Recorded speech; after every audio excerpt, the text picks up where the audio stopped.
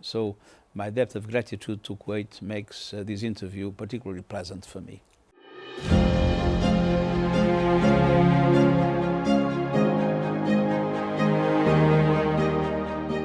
سعادة الأمين العام للأمم المتحدة انطونيو غوتيريش، حياك الله في هذا اللقاء الخاص في جريدة القبس. Assalamu alaikum. It's a great pleasure to be with you. And I have for Kuwait a very special love relationship, as Kuwait has been a fantastic partner of the UN. And when I was High Commissioner for Refugees, it was the generosity of Kuwait that has allowed us to support the Syrian refugees in that tragic moment for the people of Syria. Thank you very much. بعد قبول الكويت عضو في هيئة الأمم المتحدة في مايو 1963، أمير الكويت الراحل الشيخ صباح وحينها كان وزيرا الخارجية قال أن الانضمام لهيئة الأمم المتحدة لم يكن هدفا بحد ذاته، بل وسيلة لإسعاد الشعب الكويتي وإسعاد شعوب العالم. وقال أن الأصوات في الأمم المتحدة يجب أن تكون متساوية وأن يسود صوت الحق. ما هو تقييمكم للتعاون مع دولة الكويت؟ وهل تعتقد أنه آن الأوان للدول الصغيرة أن يكون لها دور أكبر في صنع القرار الأممي؟ Well, the cooperation between Kuwait and the UN is exemplary. And I would say that the late Emir has given a very important contribution for that. He was a symbol of wisdom, a symbol of peace and dialogue in the Gulf. I remember that in all the crises that we faced, Kuwait was always our partner, and it was always with Kuwait that we tried to find a strategy to help solve problems, like the problems that happened at a certain moment in the Gulf, the questions of Yemen, and all the other crises of the region. So the cooperation with Kuwait has always been exemplary, and Kuwait extremely generous in relation to humanitarian aid and in relation to development cooperation, which makes it a partner that is really essential for the UN. And the truth is that the great supporters of multilateralism are not the big countries, are the small countries. We never have problems with small countries. And the role of the UN will only be improved if small countries will have a stronger voice. The voice of Kuwait is a respected voice, and so my appeal, and I know the present Emir is following exactly the same approach of the late Emir, my appeal is for Kuwait to be even more active, for the voice of Kuwait to be even stronger, and for Kuwait's permanent diplomacy in favor of peace, dialogue and harmony to be even more committed than in the past, if that is possible, because we count a lot on Kuwait. The region is, as you know, a very troubled region, and Kuwait has been always the symbol of peace, the symbol of dialogue, and the symbol of wisdom in the region. بعد 5 سنوات من ولايتكم، يعني أنتم حظيتم بثقة الدول بطرحكم يعني الواضح والذي كسب الأصوات في وقت الترشح. بعد 5 سنوات رغم يعني كل جهودكم ومحاولاتكم، إلا أن يعني الأزمات تتزايد وعدد اللاجئين يتزايد، ويعني أصبح هناك يعني نوع من عدم وجود استقرار دولي. هل تعتقدون أن منظمة الأمم المتحدة أصبحت عاجزة عن الحفاظ على الأمن والسلم الدوليين، وأصبح دورها الاستباقي مفقودا؟ I think the UN is still extremely active everywhere, and many peace agreements have been broken by the UN. Look at Libya, the peace agreement, even if it's still shaking, but it was brokered by the UN. And in many other situations, the UN has been really a key instrument for peace and security. But the UN is not only that. I mean, humanitarian aid in the world, half of the international humanitarian aid goes through UN agencies. The work of the World Food Programme, the work of UNICEF for children, the work of the United Nations High Commissioner for Refugees are extremely important in today's life. And then the UN has been leading the campaign against climate change, has been leading the campaign for equitable vaccination. And so we have been really showing leadership in addressing the global problems. But there is a question, which is true for the UN, but it's true for the whole multilateral system. Multilateralism has no power. Do you look at the World Health Organization? The World Health Organization can give advice, but they cannot force countries to do what they need to do for vaccine equity. The World Health Organization has not even the right to access all information in relation to a pandemic and has not the capacity to investigate. So we have a multilateralism that has no teeth. And we need to have a strengthened multilateralism. We need to have multilateral organizations with more capacity, more authority, in order to be able to bring the world together in addressing the dramatic challenges we face. The pandemic, but also the climate change, and also the fact that we are witnessing technological developments. Look at artificial intelligence that largely escape the regulatory capacity of governments and of international organizations. So the present situation only shows that we need more multilateralism, not less multilateralism, and a stronger multilateralism with more authority than the present one. في خطابكم الافتتاحي في الدورة الأخيرة يعني كانت نبرة التشاؤم طاغية، واستخدمتم عبارات حادة مثل نحن على شفا هاوية سحيقة، يجب أن يفيق العالم من غفوته، التضامن بات عملة نادرة، وانتقدتم كذلك نظام تعددية الأطراف بشكله الحالي واعتبرته غير فعال. هل تشعر بالخذلان من عدم تعاون بعض الدول الكبرى؟ وهل سيتحول هذا الانتقاد إلى مستوى أعلى إن استمرت غفوة هذا العالم؟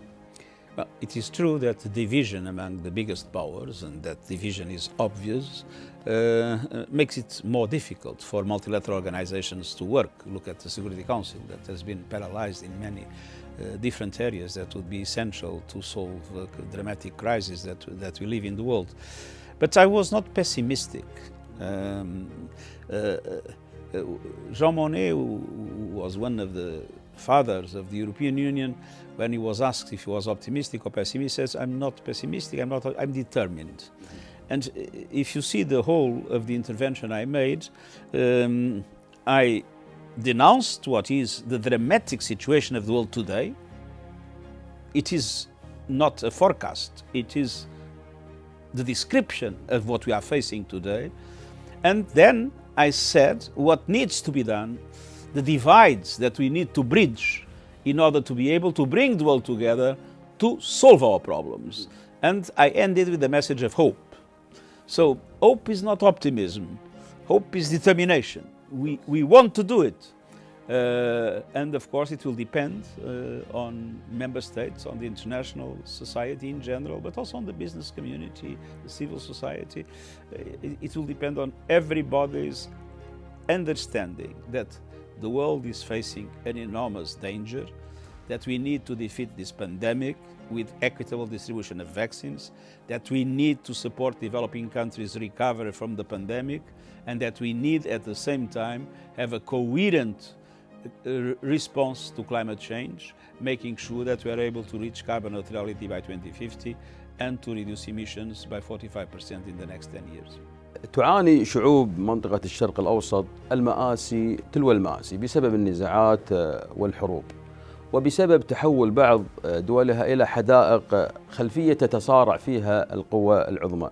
هل سيكون للأمم المتحدة دور فاعل ورائد في يعني الترتيبات الأمنية التي يتوقع أن تجرى يعني خلال الأشهر المقبلة، أم ستتحول هذه الترتيبات بسبب غياب الأمم المتحدة إلى نوع من مناطق توزيع النفوذ كما حصل مؤخرا في سوريا بين القوى العظمى؟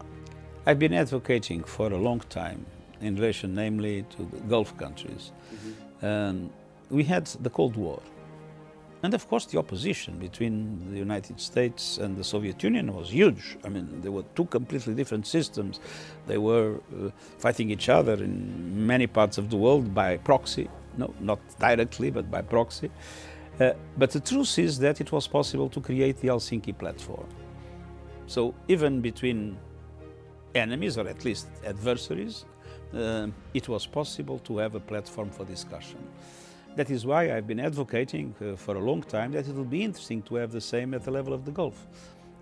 A way in which all members of the Gulf, together, for instance, with the permanent 5 members of the Security Council, could start discussing a number of areas of common interest, for instance, how to fight the impacts of climate change, desertification, the growth of temperature, the problems that the region is facing, questions of maritime security and freedom of navigation, aiming at one day when confidence would be reestablished and in a principle of full respect by every country of the sovereignty of the others and non-interference in the affairs of the others, in that day to think about a possible future security structure for the region.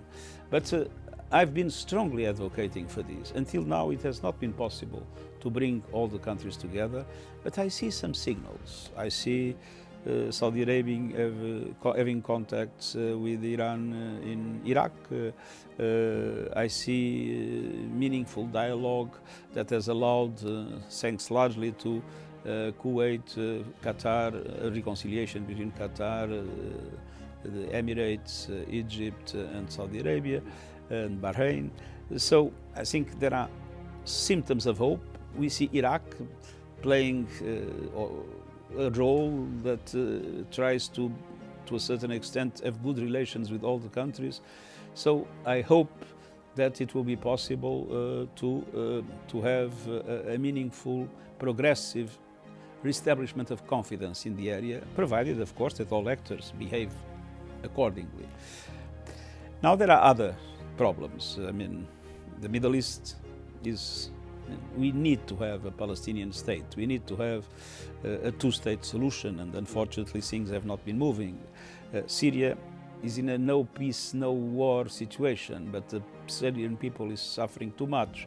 Libya, there is a ceasefire that is holding, but the political progress for the elections and for the withdrawal of mercenaries and foreign troops has been slowed.